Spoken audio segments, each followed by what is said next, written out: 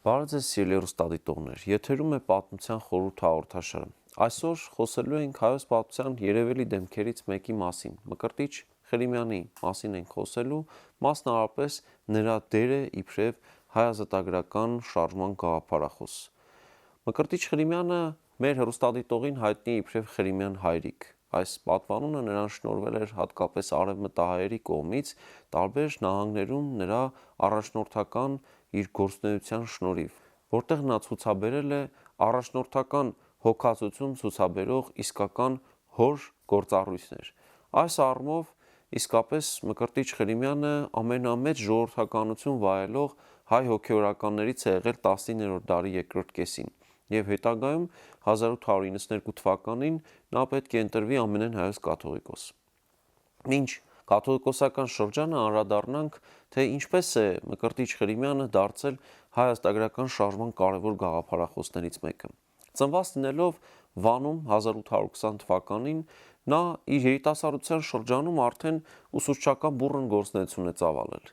եւ նրա գործունեության առաջին շրջանը հենց կարելի է բնորոշել իբրև վարժապետի աշխատանքի բուռն շրջան։ Եվ նրա այս փուլի առանցքային դրվագներից է օրինակ 2 տարի Կոստանդնուպոլսի Խասգյուղի իգական դպրոցում նրա դասավանդելու փորձը, որտեղ դրսևորվում է մի կողմից նրա ազգային պահպանողական հայացքների անհրաժեշտ պահպանումը, իբրև հայ հոգևորական, մյուս կողմից կրթության նորարարական գործիքակազմի ներմուծման նրա մոտեցումը։ Հետագայում նա պետք է այս մոտեցումները ավելի կատարելագործի եւ ավելի տեղային կիրառի արդեն Վանում, մասնավորապես Վարագավանքում։ Վարագավանքում նրա գործունեության շրջանում չափազանց կարևոր է շեշտել տեղի դարերով ձևավորված վանական դպրոցի հիմքի վրա, այդ ավանդույթների հիմքի վրա ժառանգավորած նոր տիպի վարժարանի հիմնումը։ Սա ըստ էության Արևմտյան Հայաստանի մոդեռնիզացված առաջին դպրոցն էր, այսինքն մերօրյա պատկերացմամբ առաջին դպրոցը, որտեղ կան նստարաններ, որտեղ կա գրատախտակ, դասագրքեր եւ այլն, այն ամենը, ինչ մենք այսօր պատկերացնում ենք, որ դպրոցում պարտադիր պետք է լինեն, առաջինը հենց Խրիմյան հայրիկի կողմից այստեղ է հիմնվում։ Եվ բնականաբար այս ամենը ենթադրում էր լրացուցիչ ենթակառուցվածքների առկայություն։ Մասնավորապես Վարագավանքում նոր սարքավորումներով տպարան են հիմնվում։ Այստեղ տպագրվում է Արևմտյան Հայաստանում առաջին հասարակական քաղաքական բնույթի լրագիրը։ Փաստորեն Կոստանդնուպոլսում նա դեռևս 1855-56 թվականներին հրատարակել էր Արծիվ Ասպուրականի պարբերականը 1 տարի, այժմ այս պարբերականը վերականգնվում է եւ կրթալուսավորչական դերակատարություն է ստանձնում։ Ստացվում է, որ այս դպրոցը ազգային գաղափարներով սնուցող որոշակի հիմնարկ է դառնում։ Այստեղ տպագրվում են պարբերականի համարներ, տարածում են ոչ միայն սաների, այլ նաև ամբողջ Վանի նահանգի հայ բնակչության շրջանում։ Բացի այդ, այս վարժարանից ներս նաև մի կարևոր խնդիր է դրվում։ Առաջին անգամ մշակվում եւ շրջանառության մեջ է դրվում հայրենագիտության ծրագիր, հենց այդ անվանումով ի դեպ։ Այսինքն այն առարկան, որ 2 տասնամյակ մոտավորապես գոյություն էր Հայաստանի 3-րդ հանրապետության պայմաններում իբրև հանրակրթական առարկա 5-րդ դասարանի աշակերտների համար, այդ առարկայի գաղափարը ժամանակին հղացել եւ շրջանառության մեջ է դրել հենց Խրիմյան հայրիկը։ Ընդ որում նա նաև նախաձեռնել է դասագրքի հրատարակում 3 մասից կազմված ուսումնական ծրագիր 3 ուսումնական տարիների համար, որտեղ ներառվում է ոչ միայն հայոց պատմությունը եւ եկեղեցու պատմությունն ու կրոնագիտությունը, այլ նաև Հայաստանի աշխարհագրությունը, տոներ, սովորույթներ եւ այլն, այսինքն հայրենիքի մասին գիտելիքների ամբողջական համալիր, որը փաստորեն հենց հայրենագիտություն դասընթացի մեջ է ամփոփվում։ Սա չափազանց մեծ դեր է խաղում Վանի նահանգում ազատական գաղափարների եւ ազգային գաղափարների տարածման հարցում։ Հենց այս ամենով մեծացած ծերունն է, որ պետք է Վանի նահանգում ստեղծի առաջին ազատագրական խմբակները, այնուհետև առաջին հայ ազգային կուսակցությունը։ Վարագավանքում իր ծավալած գործունեությունը Մկրտիչ Խրիմյանը շարունակում է նաև տարոնում եւ այստեղ նույնպես Սուրբ Կարապետ վանքի համար հիմնելով նմանատիպ վարժարան ծավալում է զգալի գործունեություն, որը չի վրիպում Օսմանյան իշխանությունների ուշադրությունից։ Մասնավորապես նա այստեղ հրատարակում էր երկշաբաթաթերթ, որի խմբագիր նշանակել էր Գարեգին Սրվանստյանցին, այսինքն անձնավորության, ով պետք է շատ շուտով դառնա բարձրաստիճան հոգևորական եւ ստանձնի հայոց էպոսի գրի առնման գործընթացը։ Սա մեկ այլ հաղորդման թեմա է լինելու, որտեղ մենք կներկայացնենք, թե այս գործը, որ նույնպես եկեղեցու կողմից է նախաձեռնվել, հայերի արդիականացման ժամանակաշրջանի մարտահրավերներին դիմագրավելու հարցում ինչ կարևոր նշանակություն ուներ։ Վերադառնալով Մկրտիչ Ղրիմյանի կերպարին, պետք է նշել, որ նրա գործունեության հաջորդ շրջանը կապված է Կոստանդնուպոլսի հետ։ Եվ հետաքրքիր որ Հայաստանի տարբեր հատվածներում նրա ունեցած հատկապես կրթադաստիարակչական փորձառությունը, նա նույնիսկ եղել էր Կիլիկիայի հայկական դպրոցներում եւ հատուկ զեկույց էր այդ թեմայով շարադրել, նա փաստորեն այս ամբողջ գործունեությունը կարողանում է մեկտեղել եւ ավելի համակարգված դարձնել, երբ նրան դարձնում են Կոստանդնուպոլսի հայոց պատրիարք։ Մինչ պատրիարք ընտրվելը 1868 թվականին նա ձեռնադրվել է եպիսկոպոս Սուրբ Էջմիածնում ձեռամբ Գևորգ IV Կոստանդնուպոլսեցի կաթողիկոսի եւ հետագայում 1 տարի անց նա ընտրվել է պատրիարք եւ պատրիարքական կարճ իշխանության շրջանում ընդամենը 3 տարի լինելով պատրիարք փորձել է Արևմտյան Հայաստանում դպրոցներ բացել, հիմք ընդունելով դեռևս 1860 թվականին հայոց ազգային ժողովի կողմից հաստատված եւ 1863-ին սուլթանի կողմից վավերացված Օսմանյան կայսրության հայերի ազգային կանոնադրության այն դրույթների հիման վրա, որոնք որ թույլ էին տալիս դպրոցներ բացել։ Այսինքն այդ ամենը հիմք ընդունելով նա նման գործունեություններ ծավալում։ Բայց երբ նա որոշեց, որ պետք է կազմել որոշակի զեկույց, թե ինչ է կատարվում Արևմտյան Հայաստանում, ինչպիսի ապօրինություններ են արվում եւ հարստահարություններ եւ այդ զեկույցը ներկայացրեց Օսմանյան իշխանություններին, դրանից հետո նրա վրա մութ ամպեր կուտակվեցին եւ ի վերջո նա ստիպված է լինում հրաժարվել պատրիարքական իշխանությունից։ Պատրիարքական իշխանությունից հրաժարվելուց հետո անգամ նա չի դադարում անխոնջ ծառան լինել արևմտահայության կարիքների եւ աստիճանաբար նա հանգում է ազատագրության գաղափարին։ Սա լինում է 1878 թվականի դեպքերից հետո։ 1877-78 թվականների ռուս-թուրքական մեծ պատերազմից հետո որոշակի անդրադարձ պետք է լիներ նաև արևմտահայության խնդիրներին մեծ տերությունների կողմից Բեռլինում հրավիրված վեհաժողովում։ Այստեղ պետք է քննարկվեին ռուս-թուրքական պատերազմի արդյունքները եւ խիստ անհանգստացած էր հայությունը առկա խնդիրներից։ Մասնավորապես հայերի կողմից կազմվում է պատվիրակություն, որը պետք է ամենամեծ հեղինակություն վայելող մարդը ղեկավարեր արևմտահայության կողմից ընդունելի կերպար եւ այդպիսին իհարկե Ղրիմյան հայրիկն է։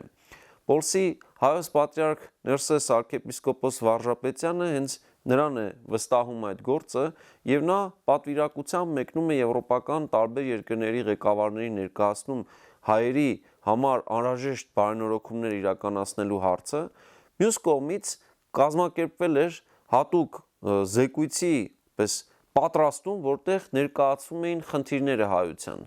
Այդ խնդիրների մեջ անդրադարձ էր կատարում հայության թվաքանակին, սոցիալական եւ իրավական դրությանը եւ այլն, եւ անհրաժեշտություն էր այդտեղ հայտնվում, որ պետք է հայերի անձ եւ գույքը ապահովի։ Եվ ի վերջո Բեռլինի պայմանագրում մտցվեց Բեռլինի տրակտատը, որ ստորագրվեց 1878 թվականի հուլիսի 1-ին 61-րդ հոդվածը, որտեղ գրված ձևակերպումները այնուամենայնիվ չէին բավարարում թե Մկրտիչ Ղրիմյանին եւ թե արևմտահայությանը։ Այստեղ նշում էր ընդամենը որ հայերի անվտանգությունը անհրաժեշտ է ապահովել քրդերից եւ չերքեզներից, ընդ որում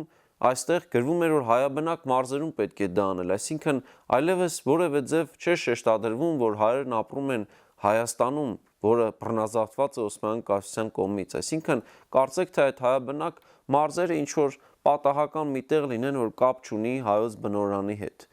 Եվ խիստ հիասթափված նրանից, որ իրենց նույնիսկ չեն թողել մասնակցելու Բեռլինի վեհաժողովին, որ հայերի կողմից ներկայացված խնդրագրերն ու աղերսագրերը ներկայացրած վիճակը ընդհանրապես անտեսվել են, նա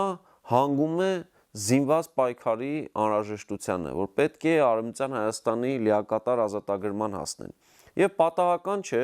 որ նրա գործունեության հաջորդ շրջանում, երբ նա արդեն Վանում 1879-ից 85 թվականներին եղել է թեմակալ առաջնորդ, այս շրջանում գործուն աջակցություն է ցուցաբերել տեղի ազատագրական խմբակների գործունեությանը։ Մասնավորապես նա աջակցել է Զինակիր խմբակի գործունեությանը, նաև կապեր է հաստատել Կարինի հետ և Կարինում Պաշտպան հայրենյաց ամենամեծ կազմակերպության ձևավորման իր նպաստն է բերել և որ ամենաէականն է գաղափարական նախապատրաստություն է իրականացրել և կազմակերպչական որոշակի դեր խաղացել նաև 1885 թվականին ձևավորված Հայ ազգային առաջին կուսակցության արմենական կուսակցության ձևավորման հարցում։ Հենց Վանում պետք է ձևավորվի առաջին կուսակցությունը։ Պատահական չէ, որ ժամանակին Վարագավանքում նրա իրականացրած գործունեության արդյունքները, ծիլերը առաջինը դրսևորվում են առաջին ազատագրական խմբակների տեսքով հենց Վանի նահանգում։ Պատահական չէ, որ առաջին ազատագրական խմբակը հենց Վանում է ի հայտ եկել Արևմտյան Հայաստանում 1872-ին միություն ի փրկություն։ Այնուհետև նույն Վանում 70-ական թվականների երկրորդ կեսին փաստորեն վերջին Զինակիր և Սև խաչն են ստեղծվել։ Հենց Վանում ստեղծվում է առաջին կուսակցությունը, խոսքը արմենական կուսակցության մասին է։ Պատահական չէ, որ հենց Վանում էլ 1896 թվականին Համեդյան ջարդերի այդ ցեղասպանական գործընթացում հենց Վանում է, որ պետք է ապահովվի միասնական ճակատ, այսինքն միակ տեղն էր, որ ազգային կուսակցությունները, երեք կուսակցությունները մեկտեղեցին ուժերը, որովհետև նրանք ազգային գաղափարների հարցում ունեին հստակ միացյալ գիտակցում։ Այս առումով իհարկե մեծ է եղել Մկրտիչ Ղրիմյանի դերակատարությունը և պատահական չէ, որ որքան էլ Օսմանյան իշխանությունները վերահսկողություն էին փորձում սահմանել նրա գործունեության նկատմամբ, ի վերջո նրա հեղինակությունն այնքան է մեծանում, որ նույնիսկ արևելահայ իրականությանն է համակում։ Եվ ի վերջո 1892 թվականին նա ընտրվում է ամենայն հայոց կաթողիկոս և դրան նախորդած շրջանում նա նույնիսկ ստիպված էր եղել Օսմանյան իշխանությունների հալածանքների պայմաններում աքսորի շրջան անցկացնել Երուսաղեմում, երբ նրան թույլ չէին տալիս Կոստանդնուպոլսում մնալ, իբրև անբարեհույս տարր էին դիտարկում։ Եվ ահա այս անձնավորությունը սկզբնական շրջանում նաև դժվարություն է ունենում Օսմանյան կայսրությունը լքելու հարցում։ Օսմանյան սուլթան Աբդուլ-Համիդ II-ը թույլ չէր տալիս Մկրտիչ Ղրիմյանին տեղափոխվելու Սուրբ Էջմիածին։ 13 ամիս Ղրիմյան հայրիկը ընտրված լինելով իբրև ամենայն հայոց կաթողիկոս չէր կարողանում անցնել իր լիազորությունների իրականացմանը և միայն 1893 թվականի սեպտեմբերի 26-ին օծման արժանանալով նա դառնում է արդեն իսկապես ամենայն հայոց կաթողիկոս և ստանձնում իր լիազորությունները Սուրբ Էջմիածնում։ Ստանձնելով կաթողիկոսական լիազորությունները նա անմիջապես բախվում է լուրջ խնդրի։ Մի կողմից շատ շուտով սկսվում են Համեդյան ջարդերը Օսմանյան կայսրությունում և ցեղասպանության փաստորեն այս առաջին փուլում 300,000 հայեր պետք է կոտորվեն, մյուս կողմից ռուսական կայսրությունում նոր կայսր Նիկոլայ II-ի պարագայում առաջանում են դժվարություններ։ Նախ Համեդյան ջարդերի պարագային խնդիր կար, որ տեղափոխվող արևմտահայ գաղթականներին անհրաժեշտ էր որոշակի նյութական աջակցություն ցուցաբերել, և այս պարագայում պետք է հանգանակություններ կատարվեին ու պետք է կաթողիկոսը բնականաբար ռուսական իշխանություններից ստանար համապատասխան թույլտվություններ, որ ռուսական կայսրության ամբողջ տարածքում հայերը համապատասխան հանգանակություններն անեին։ Դա նրան հաջողվում է։ Հաջորդ խնդիրը, որ ավելի սուր արտահայտվում է 1903 թվականի հունիսի 12-ից սկսած, Նիկոլայ II-ի կողմից հայկական դպրոցների ուղղությամբ կատարված սահմանափակումն էր։ Բանն այն է, որ ցարը որոշել էր, որ պետք է հայ եկեղեցու գույքը բռնագրավի և դրանով փաստորեն նյութական այն բազան, որ կար եկեղեցուն պատկանող դպրոցները սպասարկելու համար, այլևս հնարավոր չէր լինելու պահպանել։ Եվ այս պարագայում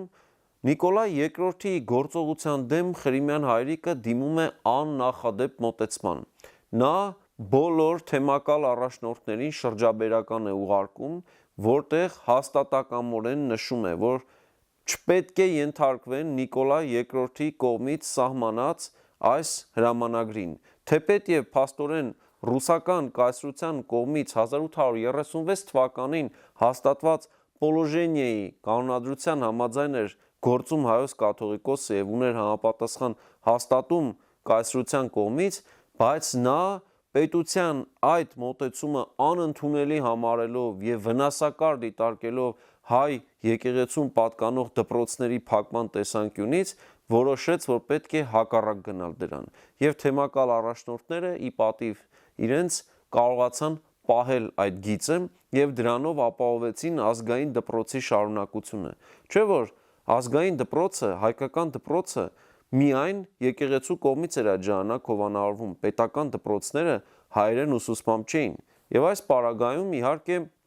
հենց կաթողիկոսի անկոտրում մոտեցումն է, որ երաշխավորեց, որ 1905 թվականի օգոստոսի 1-ին հրամանագիրը չեղարկվի։ Այստեղ պետք է նաև նշել այն հանգամանքը, որ նրա մեծ ժողովրդականությունը բերեց նաև նրան, որ իսկապես մարդիկ հավատարիմ մնալով մայր եկեղեցուն նույնպես չէին մասնակցում այս գործընթացին եւ հակառակը խոչընդոտում էին գույքի բռնագրավմանը։ Մկրտիչ Խրիմյանը նաև աչքի է ընկել իր նորոգման աշխատանքներով։ Սուրբ Գայանե եւ Սուրբ Հռիփսիմե վանքերն են նրա օրոք նորոգվել։ Նաև կառուցվել է թանգարան Մայրաթոռում եւ նաև Սինոդի նոր շենք։ Նրա գործունեության ոլորտները շատ բազմազան են, նաև գրական ժառանգություն է թողել, բայց հայոց պատմության մեջ Խրիմյան հայրիկը կմնա որպես անձնավորություն, ով արևմտահայ տարբեր գավառներում շրջել կրթական լուսավորական գործի միջոցով Հայաստանի ազատագրության եւ ազգային ինքնության գաղափարները մշտնջենապես վառ է պահել մարդկանց մտքերում եւ ապահովել է ազգային պետականության վերականգնման նախընթաց ճանապարհ։ Այն անձնավորություններից մեկն է եղել, որ այդ գաղափարին հավատարիմ ծառայել է, բայց չի տեսել դրա պտուղները, որովհետև վախճանվել է առաջին հանրապետության ստեղծումից տարիներ առաջ։ Իսկ այսօր մեր հաղորդումը մոտեցավ իր ավարտին։ Կհանդիպենք հաջորդ շաբաթ Պատմության խորհուրդը հաղորդաշարի եթերում։ Հաջողություն։